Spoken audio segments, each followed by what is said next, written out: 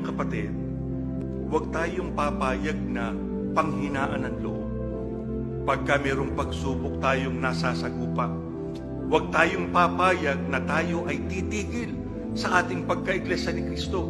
Pagka dumadaan tayo sa mga pagsubok, lalo nating panghawakan ang ating kahalalan, sapagkat yan ang kaugnayan natin sa ating Panginoong Diyos para yung gagawin niya para sa atin sa panahon ng matinding pagsubok sa ating buhay, matupad sa buhay natin bilang mga hinirang niya. Tama ang sabi ng Biblia, huwag tayong mabigla, huwag tayong magtaka.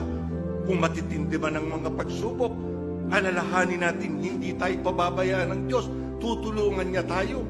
Hindi naman niya tayo bibigyan ng pagsubok na hihigit pa doon sa ating kailangang masagupa. At lagi siyang nariyan para tumulong